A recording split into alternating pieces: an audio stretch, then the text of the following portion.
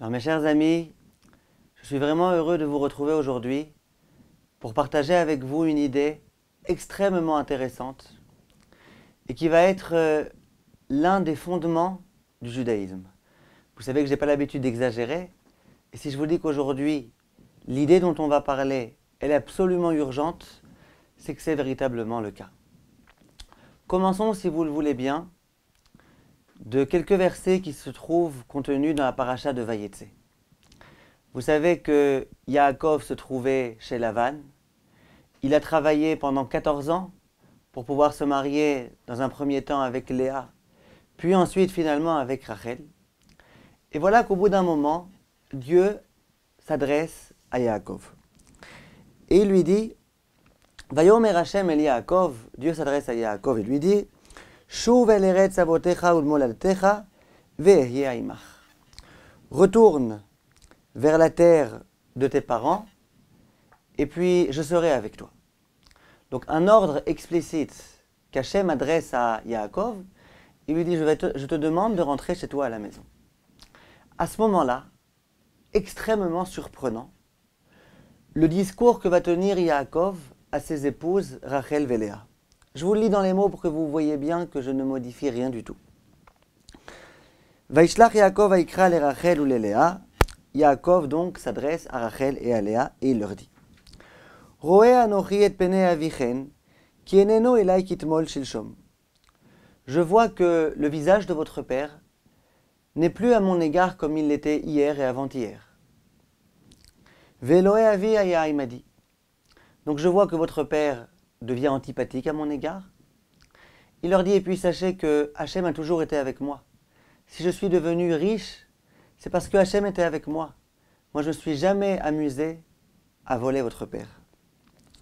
Ve'atena yedaten. Et puis vous savez, mes chères épouses, ki bechol kochi avati et avichen, que je me suis vraiment démené de toutes mes forces pour servir votre père. Ve'avichen et elbi.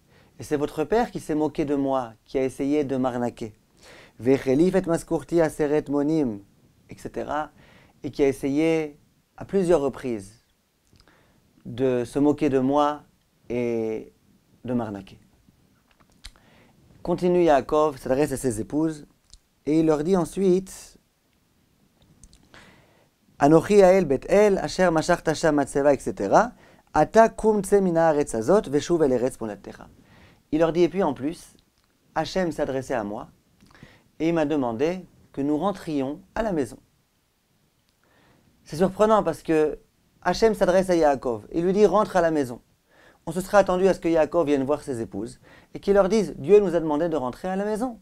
Pourquoi il a besoin de leur dire, vous savez, votre père, regardez comment il se comporte à mon égard, il commence à être antipathique, et puis regardez combien de fois il s'est moqué de moi, et combien de fois j'ai été l'objet de sa ruse. Pourquoi il a besoin de leur dire tout ça à ses épouses? Mais ce qui va être encore plus surprenant, c'est la réponse de Rachel et Léa. Vatan Rachel veléa vatomarna. Rachel et Léa prirent la parole et lui réponda. Haod lanu chelek venachala bevet avinu. Est-ce qu'on a encore quelque chose à faire de la maison de notre père? Alon ochiot nechshavnu lo. Nous sommes considérés comme étant des étrangères à ses yeux. Ki mecharanu vayochal gamachol et kaspenu. Il dit parce que en général, lorsque un père il marie sa fille, il lui donne de l'argent. Nous, non seulement notre père ne nous a pas donné de l'argent, mais en plus il s'est servi de nous pour obtenir de ta part un travail acharné de 14 ans. On a encore quelque chose à attendre de notre père. Même de l'argent, on ne peut pas attendre de lui. Continue Rachel et Léa et disent Ve'ata. Et donc à présent, Kol Asher Amar Elokim Elecha Ase. Tout ce que Hachem t'a dit, à savoir de voyager, de rentrer à la maison, fais-le. On voit là que Yaakov, a priori, il a manqué à son devoir d'obéir de façon aveugle à la volonté de Hachem, puisqu'il a commencé à expliquer à ses épouses pourquoi c'est sûr que ça vaut le coup de bien rentrer à la maison. Et on voit que le pire, c'est qu'elle aussi, elle joue le jeu. Au lieu de dire si Hachem a dit on y va, elles disent on voit très bien qu'on n'a plus rien à faire ici, on n'a plus rien à gagner. Et puis, finalement, alors, viens, on fait ce qu'Hachem t'a ordonné. Qu'est-ce qui se passe ici? On a affaire au Avot Akdoshim, au Imaot Akdoshot. Comment on peut comprendre, accepter une telle idée? Dit le Rav Eliyahu Lupian que la réponse à cette question, elle va nous permettre d'accéder à l'un des, je vous le lis dans ces mots, Yesodot Agdolim Ba'avodat Hashem, à l'un des plus grands fondements de notre judaïsme. Quel est, mes chers amis, ce grand fondement? Ouvrez grand vos oreilles. Un des grands fondements du judaïsme. Et c'est le Rav Eliyahu Lupian, l'un des plus grands maîtres du Moussar, qui le disent. Quel est ce grand fondement? Or qu'a priori, on a l'impression que, au contraire, ça va être un fondement qui n'en est pas du tout. Hein. Écoutez bien, mes chers amis. Dès le Rav Eliyahu Lupian, il y a beaucoup de juifs qui commettent malheureusement une grave erreur dans leur judaïsme. Et qui se disent, servir Hachem, c'est pas facile. Servir Hachem, c'est synonyme de privation, de concession. On va devoir faire l'impasse sur beaucoup de profits matériels. Simplement, vu que c'est Hachem qui nous en a donné l'ordre, vu que nous sommes les enfants, les serviteurs de Hachem, eh bien on doit accepter. Et on doit se comporter de la façon dont Hachem nous l'a indiqué. Mais c'est pas facile, au contraire c'est difficile et c'est éprouvant. Et il y a des personnes qui pensent que c'est de cette façon-là qu'il faut vivre notre judaïsme. Et que plus on sentira que c'est difficile, mais que malgré tout on fait, plus cela signifie qu'on est des bons serviteurs de Hachem. Il y a des gens, vous les entendrez dire, moi j'ai envie de me sacrifier pour Dieu, de sentir que c'est la mort de servir Hachem. Et puis comme ça ils sont contents. Ils sont contents de sentir qu'ils ont besoin de faire un immense sacrifice pour servir Dieu. Dit le Rav Eliyahu Lupian, c'est certainement pas de cette façon-là que nous devons aborder notre judaïsme. Tout le contraire est vrai. Dit le Rav Eliyahu Lupian, que se passe-t-il ici? Dieu s'adresse à Yaakov. Et il lui dit, Yaakov, je te demande, rentre chez toi à la maison. Yaakov aurait pu se dire, bon, ça va être difficile, mais puisque Dieu me demande, je vais le faire. Dit le Rav Lupian, ce n'est pas du tout ce que Yaakov a fait. Yaakov a essayé de comprendre comment, dans quelle mesure, l'ordre de Dieu est justement pour son bien. Yaakov savait que si Hachem demande quelque chose, c'est nécessairement que c'est pour notre bien. Simplement, il faut encore essayer de comprendre comment ça peut être pour notre bien. Il faut bien essayer de comprendre. Et donc, Yaakov commence à réfléchir. Et puis immédiatement, il a un déclic. Ah oui, effectivement, je constate que le regard de Lavan à mon égard est déjà beaucoup moins veillant. Il commence à devenir antipathique. Il commence à devenir désagréable. Et puis en plus, j'ai assez donné. Combien j'ai souffert chez cet homme-là? Et d'un coup, il comprend en quoi l'ordre de Dieu n'est pas simplement un ordre sans raison, mais c'est un ordre qui s'inscrit justement dans une envie d'ordonner à Yaakov ce qui est bon pour lui. Yaakov comprend comment l'ordre d'Hachem est exactement pour son bien, et donc il décide joyeusement d'accomplir cet ordre-là. Simplement, il va s'adresser à ses épouses, aux Imaot Akdoshot, et il leur dit, vous savez, Hachem m'a demandé qu'on s'en aille. Les Imaot Akdoshot, à nouveau, elles veulent bien accepter ce qu'Hachem dit. Simplement, elles veulent comprendre comment ça va être pour leur bien. Pourquoi c'est pour leur bien?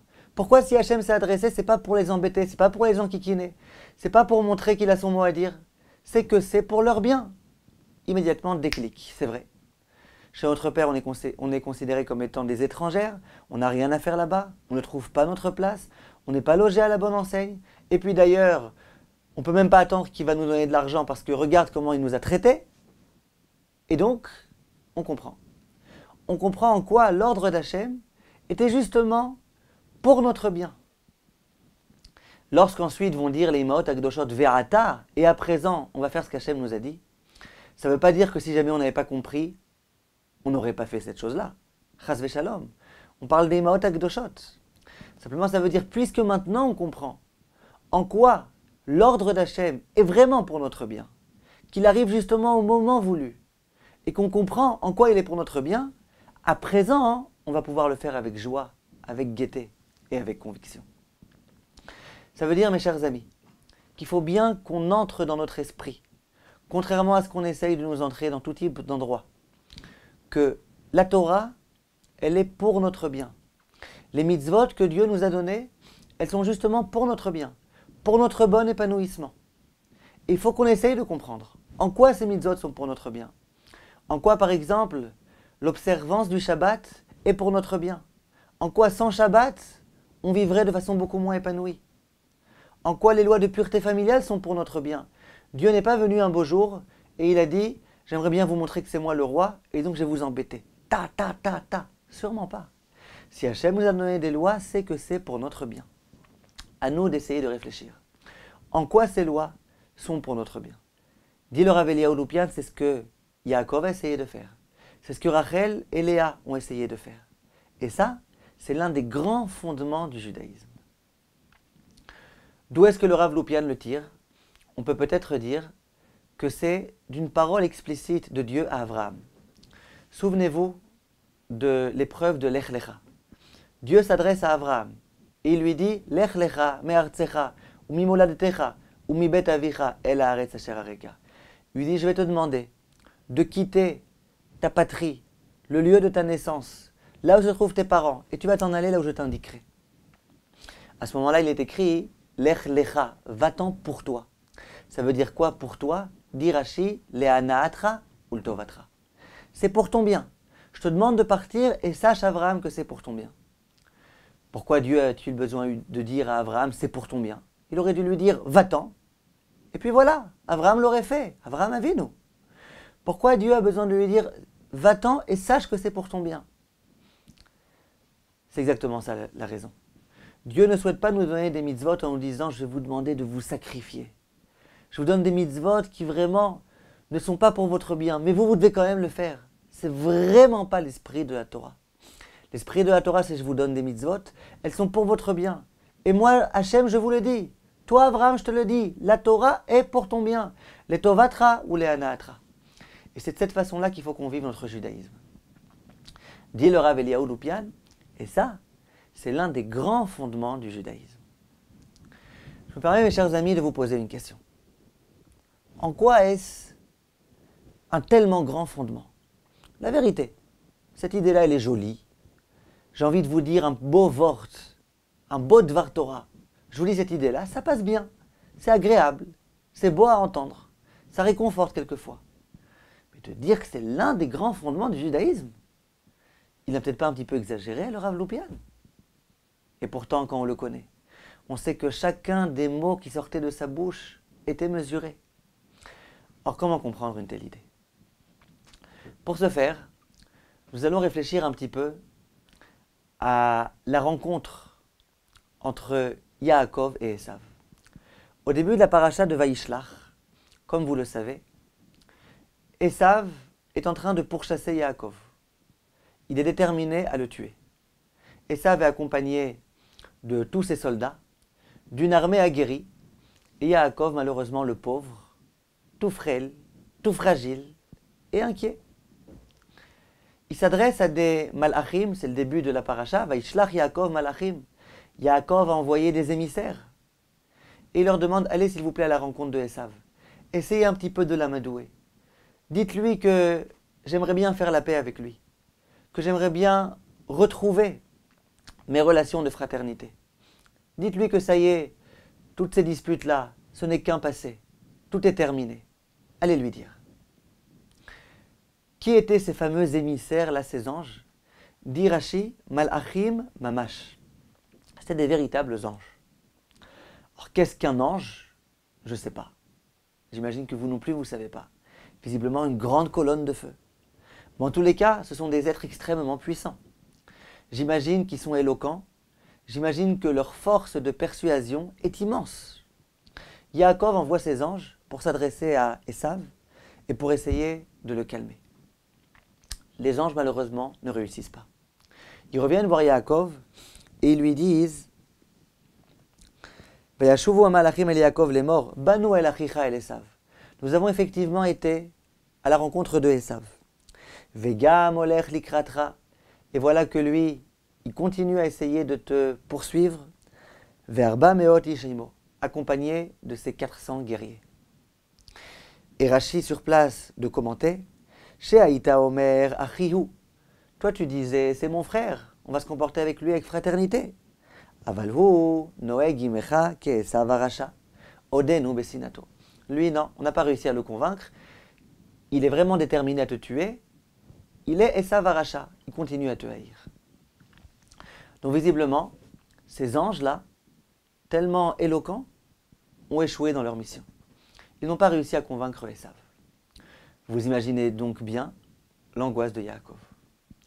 Quelle va être sa réaction? Yaakov va se préparer et va se dire peut-être que Esav on réussira à l'amadouer en lui offrant des cadeaux. Il prépare un cadeau, un immense cadeau. Des troupeaux immenses. Et il se dit, ces troupeaux-là, je vais lui offrir en cadeau. Peut-être que ça va le calmer.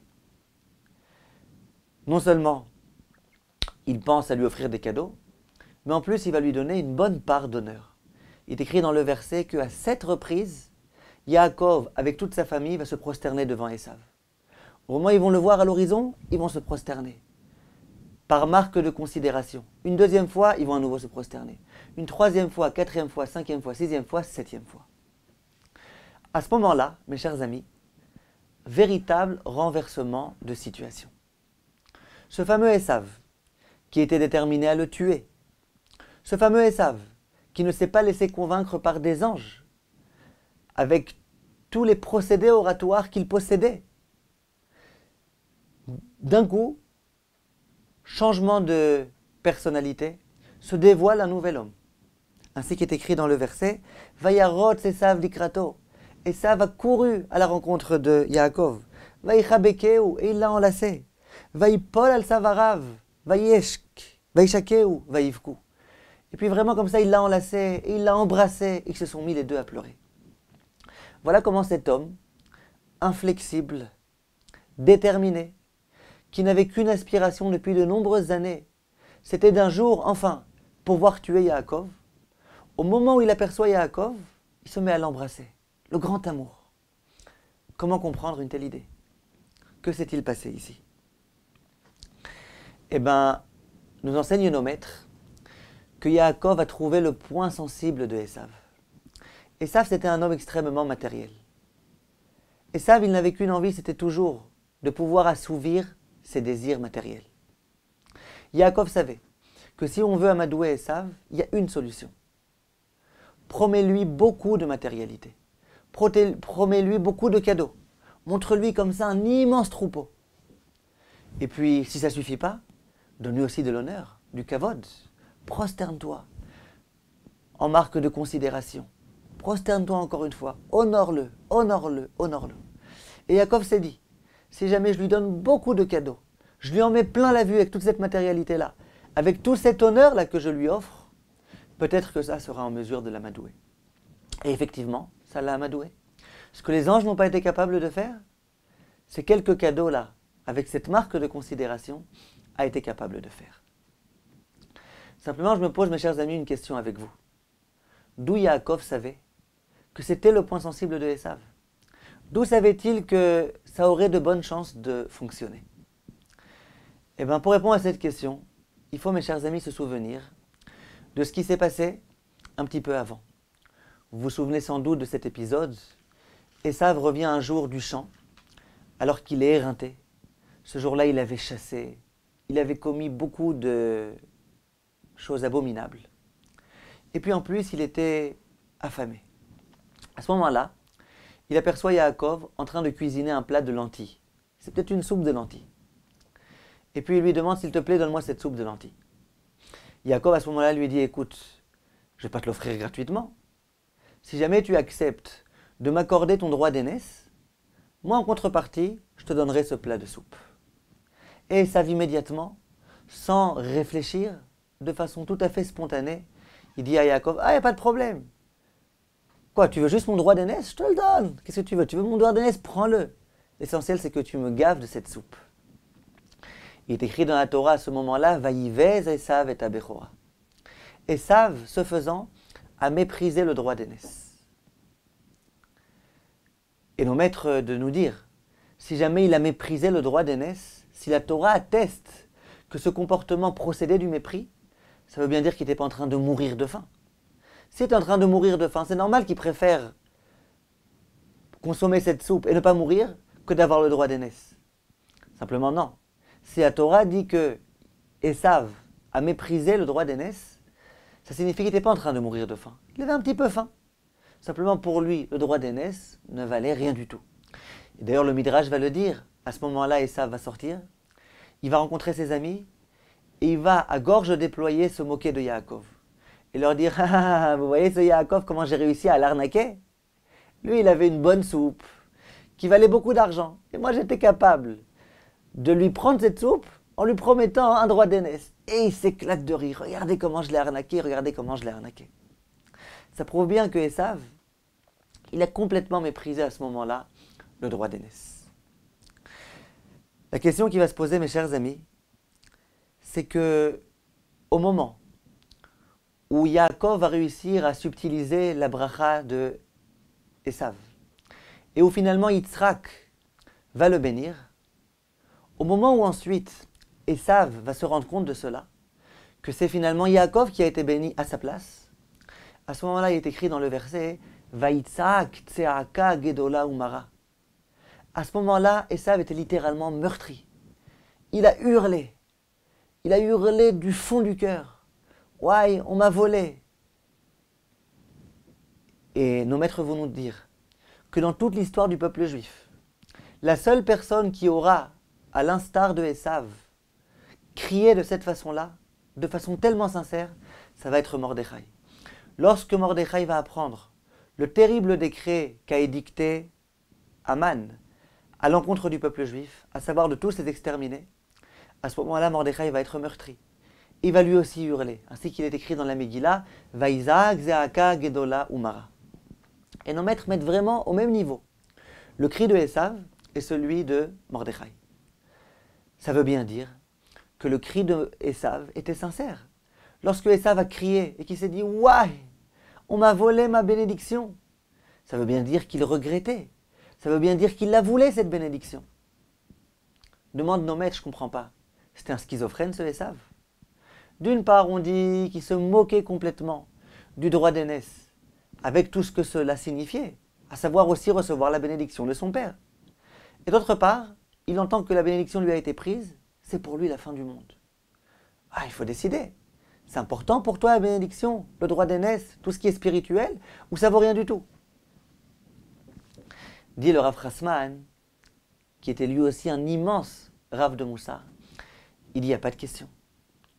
Lorsque Esav se trouve face à un plat de lentilles, qu'il a de la matérialité face à lui, il n'y a aucune question à poser. Bien évidemment, le plat de lentilles il vaut beaucoup plus que la spiritualité.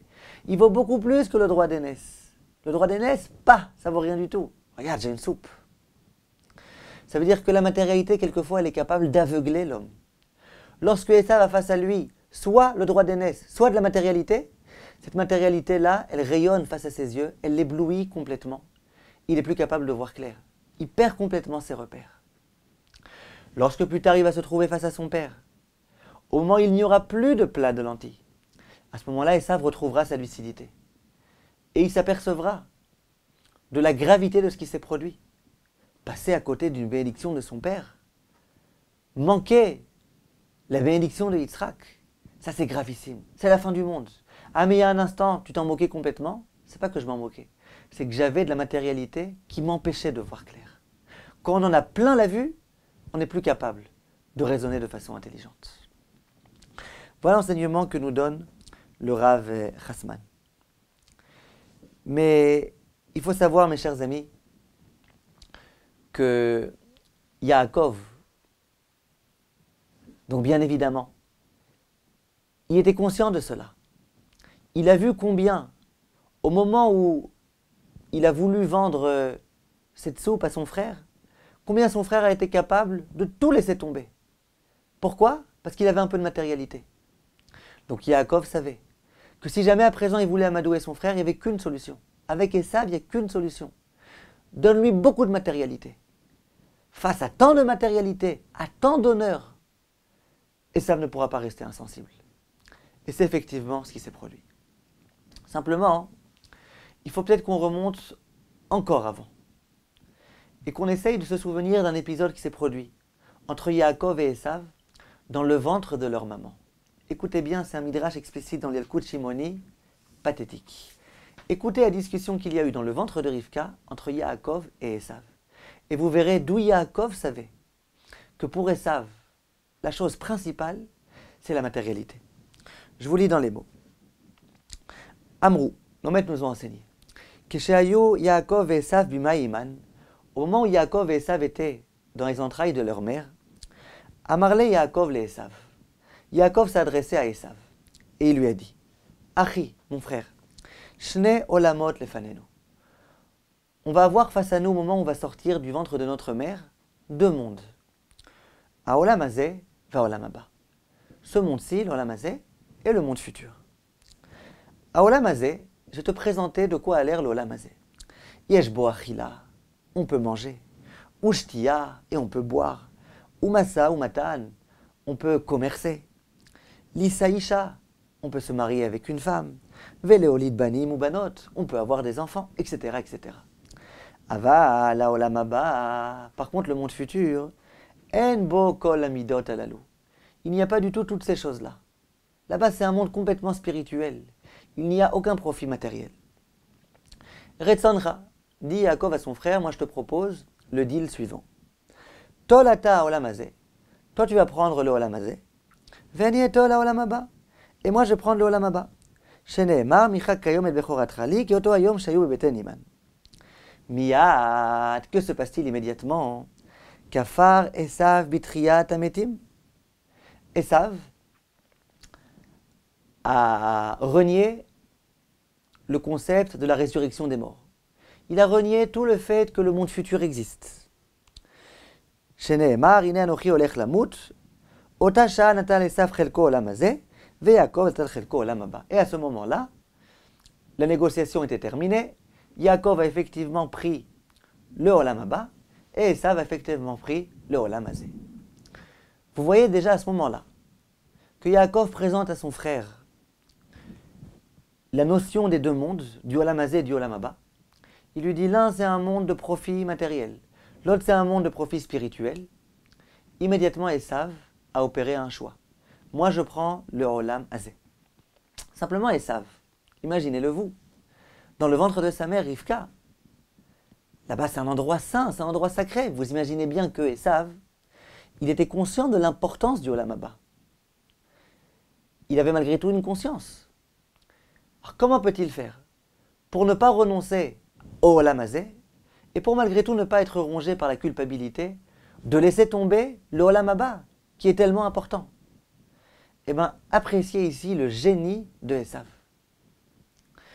Le Midrash le dit. Kafar Esav bitriyat ametim. Immédiatement, Esav, il s'est forgé une nouvelle théorie selon laquelle le monde futur n'existe pas, la résurrection des morts n'existe pas. Tout ça, c'est du baratin. Et de cette façon-là, Esav a le droit au olam hazeh, et puis il n'est pas culpabilisé par le olam haba qui manque, puisque je me suis forgé une opinion selon laquelle il n'y a pas de olam haba. Voilà ce qui s'est passé dans le ventre de leur mère.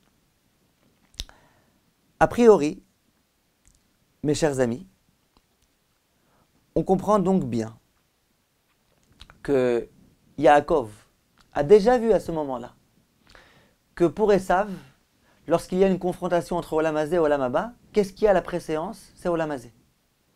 Yaakov, il connaissait donc bien son frère. Et donc, à double reprise, il a compris que son frère perd complètement ses repères dès lors qu'il est sollicité par des désirs matériels. C'est pour ça qu'à ce moment-là, au moment où vraiment il a besoin d'amadouer son frère, il lui amène du matériel. Simplement, mes chers amis, on pourrait peut-être se dire qu'effectivement, pour Esav, le matériel, c'est l'essentiel. Et qu'effectivement, pour lui, le spirituel, ça n'existe pas. On pourrait peut-être s'imaginer que pour Esav, c'est du baratin, toutes ces histoires-là qu'on nous raconte, qu'il y aura un monde futur, etc., comme vous entendrez des gens dire. Peut-être que c'était effectivement sa façon de concevoir les choses. Eh bien, vous allez voir, mes chers amis, que pas du tout. Je continue à vous lire ce midrash passionnant. Écoutez bien. Uksheba Yaakov mibet Lavan. Quand, de nombreuses années après, Yaakov va revenir de la maison de Lavan, Vera alo Esav banim ou banot, et que Esav va voir que Yaakov, Baruch Hashem, il a des enfants, des garçons et des filles. Avadim ou shfachot, qu'il a des serviteurs, qu'il a des servantes, qu'il a même un bétail, etc. Amarle, il lui dit, Yaakov Achi, mon frère Yaakov, Lokach Amartali, n'avons-nous pas fait un pacte? Shetitol ata olam haba, que toi tu prendrais le olam haba, ve'ani etol olam hazeh, et que moi je prendrais ce monde-ci. Minaïn lecha kol hamamon hazeh, shetismach. Or d'où as-tu tout cet argent? On s'est engagé, toi tu prends le olam haba. D'où as tout cet argent? D'où as toute cette réussite matérielle? Tout ce bonheur-là, t'es accompagné d'enfants, etc. T'es marié. D'où tu as tout ce bonheur matériel? Irer Esav Bedato. Esav, à ce moment-là, fait historique. Esav s'est mis à réfléchir. Et il a fait un raisonnement a fortiori. Attention.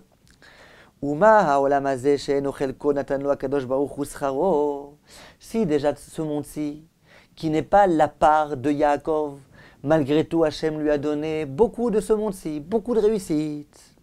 Le olam haba qui est sa part, la part qui lui appartient effectivement. Alachat kama vechama. Combien fortiori va en avoir du olam haba? Miyad amar Esav. À ce moment-là, Esav s'adressait à son frère Yaakov et il lui dit, Retzoncha, je te propose le contrat suivant. Bovena seshutfut. Viens, on va être associés tous les deux. Tolata chetsia olam hazeh vechetsia olam haba. Prends-toi la moitié du olam hazeh et la moitié du olam haba. Et moi aussi, je prends la moitié du olam hazeh et la moitié du olam haba. Simplement, Yaakov va lui dire, comme vous vous imaginez, je suis désolé, mon frérot, c'est trop tard. Que se passe-t-il ici, mes chers amis? Si Esav, c'est un renégat. Si Esav, c'est comme on se l'imagine, un homme qui a complètement oublié toute la morale juive, qui a complètement dédaigné toute la spiritualité. Alors pourquoi à ce moment-là il a besoin de réfléchir? Pourquoi il demande à ce moment-là à Yaakov de partager avec lui l'olam haba? Si l'olam haba pour toi c'est rien, alors c'est rien. Réponse, mes chers amis, écoutez bien, c'est très important. Esav, c'est pas un renégat. Esav, c'est pas un homme qui ne connaît pas les dimensions spirituelles. Il les connaît très bien. Esav, c'est le fils de Yitzhak, le fils de Rivka. Esav, il sait très bien qu'il y a des dimensions spirituelles super importantes, de valeur incommensurable. Simplement, écoutez bien, Esav, au moment où il a face à lui des séductions matérielles, il perd ses repères. Il est complètement déboussolé et déstabilisé. Lorsqu'il était dans le ventre de sa mère, Yaakov il lui a dit, regarde, c'est soit olam hazeh, soit olam haba. Tu ne peux pas avoir les deux. Tu dois choisir. Soit ce monde-ci, soit le monde futur. À ce moment-là, Esav, il est très angoissé. Il voit face à lui toute la nourriture et la boisson qui sont en train de lui danser entre les yeux. Et d'autre part, le spirituel. Il sait que le spirituel, c'est important. Mais toute la nourriture et la boisson, etc., pour lui, c'est tellement important. Il ne peut pas y renoncer. L'idée d'y renoncer ne lui plaît pas du tout. Et donc, dans une telle situation, il est obligé de se forger une théorie selon laquelle ça n'existe pas, le olam haba. C'est pas qu'il y croit vraiment à cette théorie, mais c'est qu'il n'a pas le choix. Il est déboussolé par tout cela. Simplement, au moment où il aperçoit Yaakov, l'homme de la spiritualité, heureux, épanoui, avec une belle famille, qui s'entend bien avec ses épouses, un homme qui en plus a un petit peu de matériel, il a des serviteurs, il a des servantes. À ce moment-là, il se dit, ah mais attends alors une seconde, moi je pensais que c'était ou olam hazeh ou olam haba. Si je vois que l'un ne contredit pas l'autre, et qu'on peut être un homme spirituel en ayant malgré tout un minimum de satisfaction et de jouissance dans ce monde-ci, et bon c'est dommage. C'est dommage que j'ai laissé tomber la spiritualité. Tout ce que j'ai laissé tomber, c'est parce que je pensais que c'était ou ça ou le matériel. Si je savais qu'on pouvait faire coïncider les deux choses, eh bien jamais j'aurais renoncé à cette spiritualité. Ça veut dire que pour Esav, la spiritualité c'est important. Simplement attention, il ne faut pas le déboussoler. Si on le déboussole avec de la matérialité, là il se laisse complètement déboussoler. Voilà qui était Esav. Et il faut savoir, mes chers amis, on a l'habitude de penser qu'il y a des personnes qui sont athées, des personnes qui ne sont pas religieuses, des personnes qui méconnaissent l'existence de Hachem. L'expérience a prouvé que c'est très rare de rencontrer des juifs qui sont véritablement athées. Généralement, les juifs qui sont athées à l'égard de Esav, c'est des juifs qui n'ont pas le courage d'observer le Shabbat. Des juifs qui n'ont pas le courage de dire quelquefois à certaines séductions matérielles, laisse tomber. Moi, je veux être spirituel. C'est des juifs qui ont face à eux des sollicitations matérielles qui leur tendent la main et auxquelles ils ne sont pas capables de dire non merci. Ces personnes-là, malheureusement, elles se laissent complètement déstabiliser par ces séductions-là et donc d'un coup, elles se forgent pour se légitimer. Une théorie selon laquelle la spiritualité n'existe pas, qu'il y a des choses beaucoup plus importantes et tout ça, c'est du baratin. Il y a une histoire qui prouve bien cela. On raconte que dans la yeshiva de Raphaïm de Volojine, il y avait un des élèves, les meilleurs, qui était extrêmement intelligent, qui un jour a malheureusement commis une très grave avéra. Tout le monde était au courant de cette avéra, y compris le Rosh Yeshiva. Voilà que quelques jours après cette avéra, cet élève vient voir son Rav, le Raphaïm de Volojine. Il lui dit, Rav, écoutez, on nous parle beaucoup de Emouna, de foi en Dieu. Il dit, la vérité, c'est que dernièrement, je me pose de nombreuses questions. J'ai des questions très fortes à vous poser, Rav, et qui prouvent bien que la Torah, c'est du n'importe quoi. J'ai des preuves irréfutables, comme on aime bien dire, pour vous prouver que la Torah, c'est pas solide. Est-ce que je peux vous les poser, s'il vous plaît? Le Rav s'est adressé, avec beaucoup de sérieux à son élève. Il lui a dit, écoute, je sais très bien qu'à chaque question que tu me poseras, j'aurai des réponses satisfaisantes à te donner. Simplement, le problème n'est pas là, mon cher élève. Je sais très bien que ce qui fait que tu veux poser ces questions, c'est pas que ces questions te perturbent vraiment. C'est pas que tu souhaites vraiment comprendre. C'est que tu as commis une avéra et que tu souhaites maintenant te légitimer. Tu souhaites pouvoir continuer à commettre cette avéra au quotidien. Simplement, tu as ta conscience qui te rappelle à l'ordre. Tu aimerais bien donc pouvoir t'arranger avec cette conscience.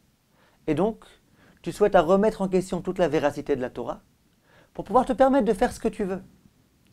Dit le Rav, simplement sache que s'il est vrai que maintenant tu es encore tout jeune et donc que tu es vraiment sous la pulsion de tes désirs, un jour viendra où tu seras un vieillard, tu seras un grabataire, tu n'auras déjà plus aucun désir de ce genre. Et à ce moment-là, tu comprendras que toutes les questions que tu as posées n'étaient pas du tout méritées. Simplement, à ce moment-là, ça risque malheureusement d'être trop tard. Comme pour Esav, c'était déjà trop tard au moment où il a pris conscience de l'erreur tragique qu'il avait commise, au moment où il a renoncé au Olam Haba.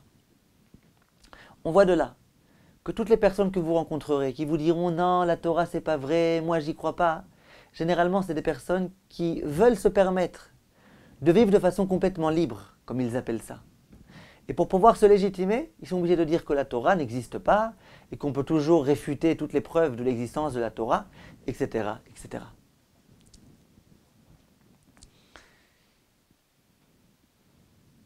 Le but du Yetzer Hara, au travers de toutes ces séductions matérielles, c'est de nous aveugler.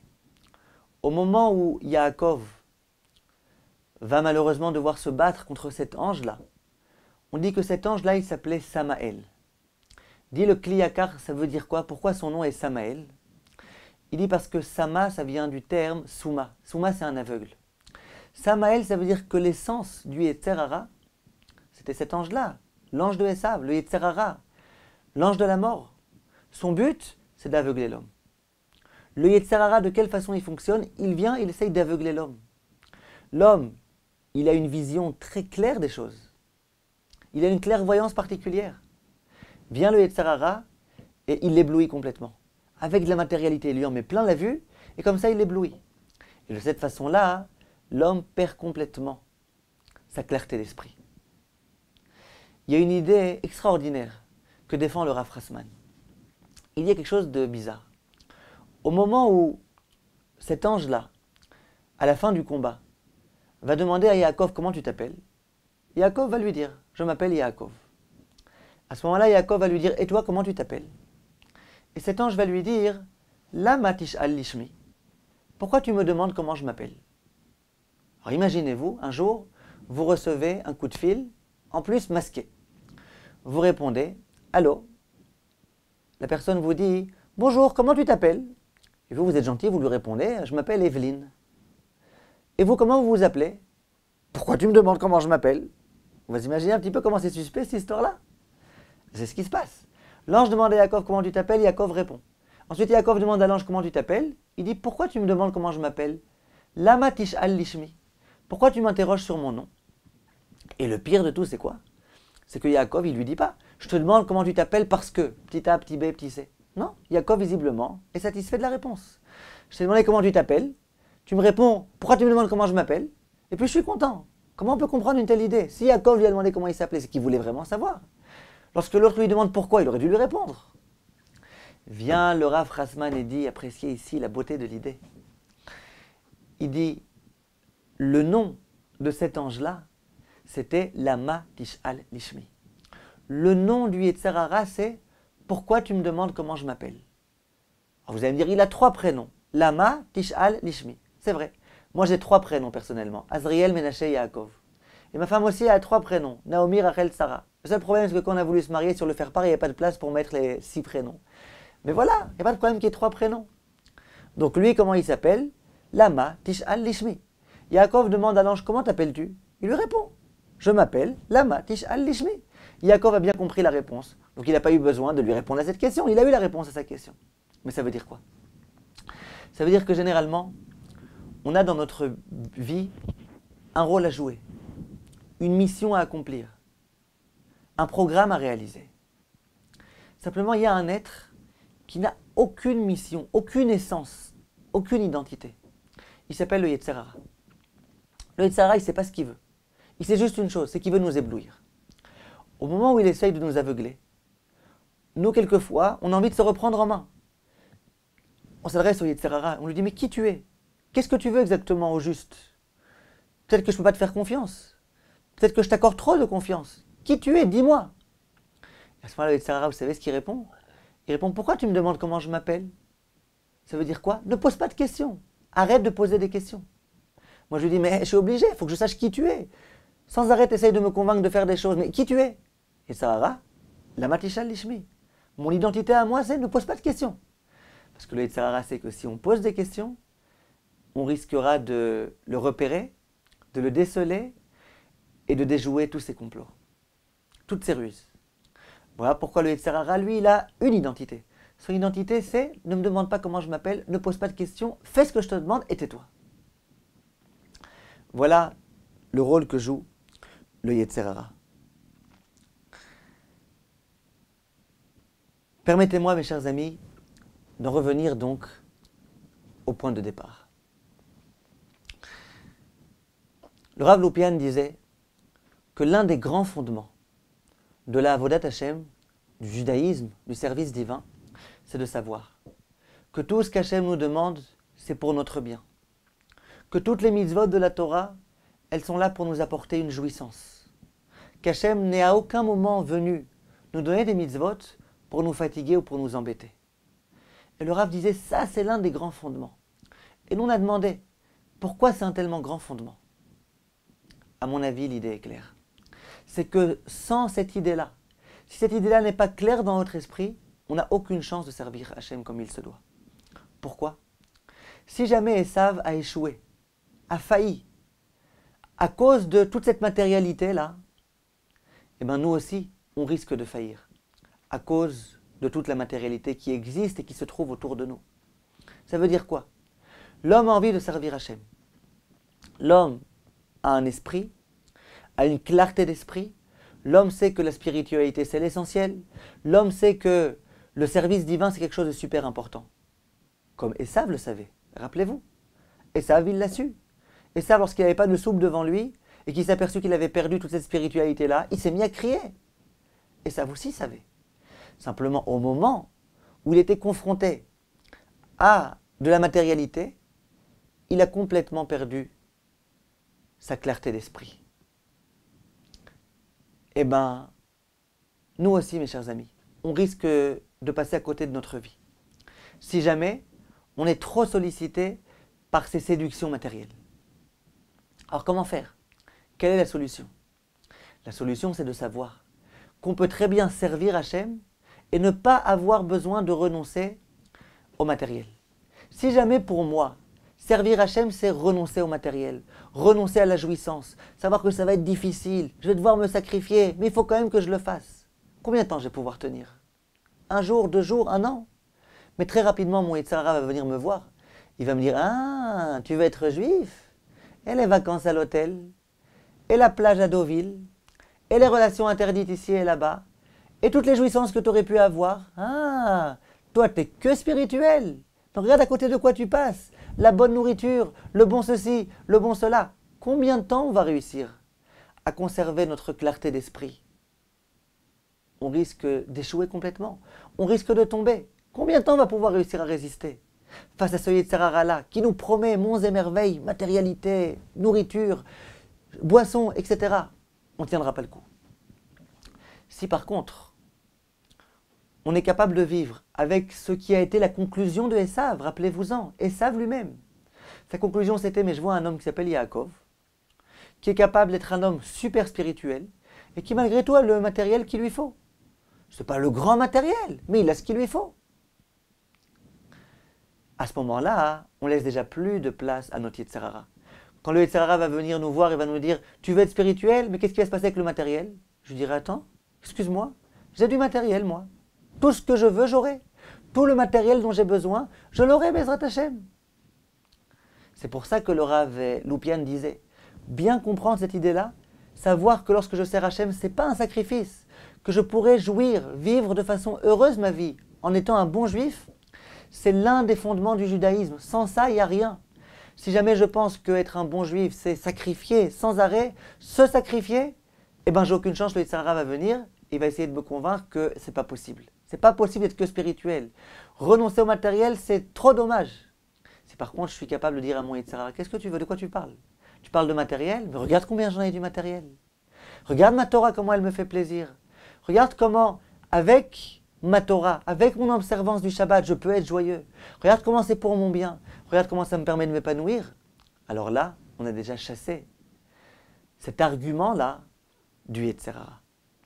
Et c'est de cette façon-là qu'on pourra progresser, Bezrat Hashem, dans notre vie. Vous entendrez quelquefois des personnes qui vous diront « Oui, mais pratiquement, tu vois bien que tu perds. Si jamais tu n'avais pas été religieux, la vérité, tu aurais pu te permettre plein de choses que tu ne peux pas te permettre parce que tu t'es fixé à être religieux. Tu aurais pu avoir des relations avec qui tu aurais voulu. Le Shabbat, tu aurais pu aller faire du football. Et puis tu aurais pu aussi envoyer des mails le jour de Shabbat. Et tu aurais pu aller avec ta femme à n'importe quel moment, même quand elle est nida. Regarde à côté de quoi tu passes en tant que juif religieux. Tu ne crois pas que c'est dommage ? Il faut qu'on sache que c'est complètement faux. Et ça aussi, c'est l'un des fondements du judaïsme. C'est complètement faux. Pourquoi ? Notre foi, c'est que Hachem, le jour de Rosh Hashanah, il nous juge tous. Et il décide combien de profit on aura dans notre année. Ce profit-là, je ne sais pas exactement comment Hachem le comptabilise, comment il l'évalue. En tous les cas, il y a un certain niveau de profit auquel chaque juif aura le droit durant l'année à venir. Ce profit-là, c'est à nous de décider de quelle façon on va vouloir le vivre. Si une personne décide de profiter d'une bonne sortie au cinéma et de choses complètement interdites, alors qu'elle aille au cinéma le jour de Shabbat, qu'elle fasse des choses interdites, qu'elle ait des relations pas cachères, et puis très rapidement, elle aura joui de la quantité de jouissance qu'Hachem lui a prévue pour cette année. Simplement, elle aura joui dans l'interdit. Quelle différence avec le juif de la Torah ? Le juif de la Torah décide que lui, il a envie de profiter de choses spirituelles, que lui, il a envie de profiter de choses permises, que lui, il a envie de vibrer avec la Torah. Lui aussi, il se réjouira. Vous pensez que quoi ? Que parce que c'est un juif de la Torah, alors la somme de jouissance qu'Hachem lui a attribuée, il ne l'aura pas ? Chas v'shalom. Bien sûr qu'il l'aura. Simplement, il l'aura dans d'autres choses. Lui, il sera beaucoup plus joyeux dans l'éducation de ses enfants, peut-être. Il aura un shalom bayit avec sa femme extraordinaire.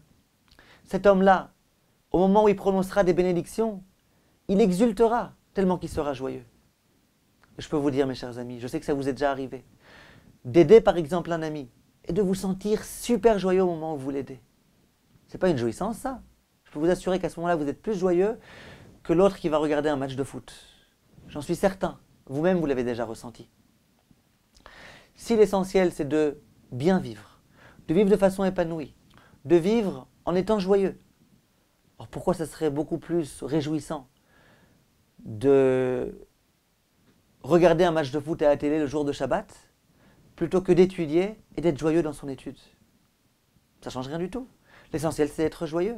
Et au contraire, les joies spirituelles, elles sont de nature à réjouir beaucoup, beaucoup, beaucoup plus que les joies matérielles. Ça, c'est à nous d'essayer. On essaye, on s'en apercevra très, très, très rapidement. Donc de penser que si jamais je n'avais pas été religieux, j'aurais pu m'éclater dans ma vie, c'est faux. Si je n'avais pas été religieux, je me serais éclaté autant qu'en tant que religieux. Simplement, je me serais éclaté dans les choses interdites. Maintenant, je peux m'éclater dans les choses permises. Maintenant, je peux vibrer avec ma Torah. Maintenant, je peux vibrer avec mes enfants. Et vous verrez combien de personnes non religieuses, qui ont pourtant beaucoup d'argent, qui pourraient se permettre bien des choses, souffrent terriblement à l'intérieur d'elles-mêmes. Il y a d'autres personnes très religieuses qui n'ont pas un sou et qui pourtant sont super joyeuses, super sereines, super épanouies. C'est bien la preuve que la quantité de profit, de jouissance qu'Hachem a attribué à chaque personne pendant l'année, cette personne-là l'aura. Et elle ne peut pas voler de la jouissance qu'Hachem lui a attribuée. Ça, c'est un point, mes chers amis, avec lequel il faut qu'on vive. Lorsqu'on vit dans cette perspective-là, avec cette optique des choses, au moment où l'Yetzer Hara va venir me voir et qui va me dire « Mais t'es fou, tu vas étudier la Torah ? Mais regarde, si tu n'étudies pas la Torah, tu pourras avoir beaucoup plus d'argent, tu pourras aller beaucoup plus souvent à l'hôtel, tu pourrais te permettre de manger ceci, tu pourrais te permettre de manger cela. » Moi, je ne me laisserais pas intimider par ce Yetzer Hara. Moi, je ne serais pas comme Esav au tout début. Je serais comme Esav dans sa conclusion. Je dirais au Yetzer Hara, mais de quoi tu parles? Moi, en tant que juif religieux, je peux jouir autant qu'un autre, encore plus même. Mes plaisirs à moi, ils seront spirituels. Ce sera des plaisirs permis. Je pourrais vivre de façon beaucoup plus sereine.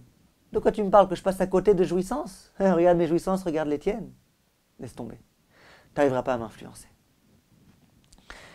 Maintenant, on comprend bien, mes chers amis, pourquoi le Rav Loupian disait que de bien comprendre qu'être un bon juif, c'est certainement pas synonyme de concession. C'est certainement pas synonyme de privation. Ça, c'est l'un des très grands fondements de la Avodat Hashem. Ce cours que je viens de vous dire, mes chers amis, c'est peut-être le cours le plus essentiel de tous les cours que je vous ai jamais dit. Parce qu'une fois qu'on va vivre avec cette idée-là, on aura déjà chassé complètement le Yetzer Hara qui va essayer, à tort et à travers, de nous faire trébucher en nous disant « Mais attention, sois pas trop religieux, sinon tu risques de passer à côté ». On l'aura déjà complètement démoli, ce Yetzer Hara. Il est écrit, mes chers amis, dans le verset qu'on récite très souvent « Vedor she Hashem lo yarseru kol tov ». Ceux qui vivent avec Hashem, ils ne manqueront jamais de rien. Dit le Rav Loupian, il n'y a pas écrit que ces personnes-là seront richissimes. Il est écrit que ces personnes-là ne manqueront de rien. Ça veut dire quoi, manquer de rien? Et il dit un jour, il y avait un homme très riche qui s'est rendu chez un homme très pauvre. Il est venu visiter sa maison. Il lui dit, dis-moi, elle est où ta salle de bain? Alors il lui dit, c'est ici. Il rentre dans une salle de bain comme ça, pas très classe, pas tout à fait nouvelle. Et il lui dit, dis-moi, elle est où ton armoire à pharmacie? Il lui dit, ben, la vérité, j'ai pas d'armoire à pharmacie, j'ai même pas de médicaments chez moi à la maison. L'autre, il dit, ouais, le pauvre, il a même pas de médicaments à la maison, il a même pas d'antalgique, il a même pas de médicaments, d'antibiotiques. Il dit, chez moi, j'en ai plein de médicaments, j'en ai tellement, tous les jours, j'en prends plein. Dit le Rav Loupian, vous êtes d'accord que c'est assez rigolo, une telle scène? Toi, le riche, de quoi tu te moques de l'autre? Pourquoi tu as de la peine pour l'autre parce qu'il n'a pas de médicaments? Mais il n'en a pas besoin, lui. Il n'a pas besoin de médicaments. Au contraire, réjouis-toi qu'il n'ait pas besoin de médicaments.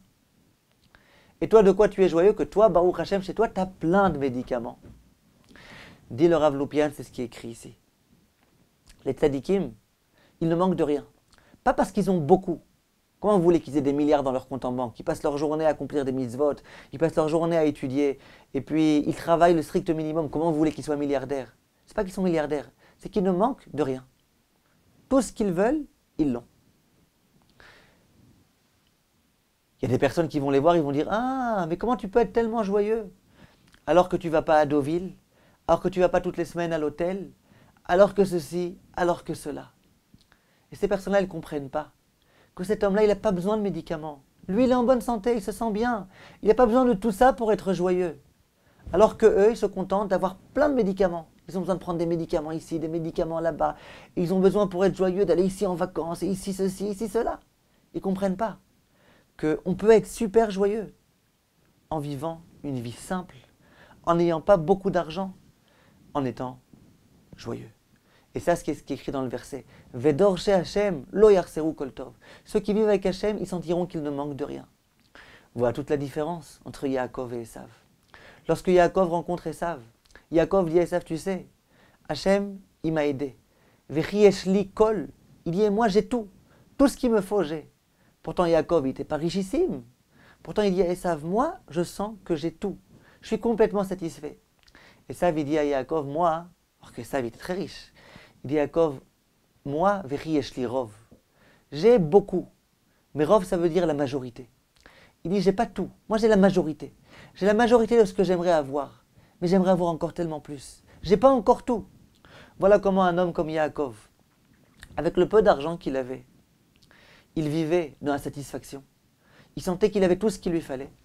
Or que Esav, avec toute sa richesse, toute sa vie, il était habité d'un sentiment que, ah mais malheureusement, j'ai pas suffisamment. Il était toujours frustré. Il sentait toujours qu'il lui manquait quelque chose. Voilà la grande différence. Alors mes chers amis, je pense que ce conseil-là, c'est un conseil qui va dépendre beaucoup de notre compréhension des choses. Il faut qu'on essaye de le faire entrer dans notre esprit. Servir Hachem, c'est certainement pas synonyme de privation. C'est certainement pas synonyme d'ascétisme. Servir Hachem, c'est pouvoir être super joyeux, c'est pouvoir être gai pendant toute sa vie. Et c'est ce que je vous souhaite, Bezrat Hachem. Une fois qu'on aura réussi à bien comprendre cela et à vivre avec cela, on aura résolu une immense partie des problèmes qu'on a avec notre Yetzer Hara. Kol tov, mes chers amis, merci beaucoup de votre attention et à très bientôt.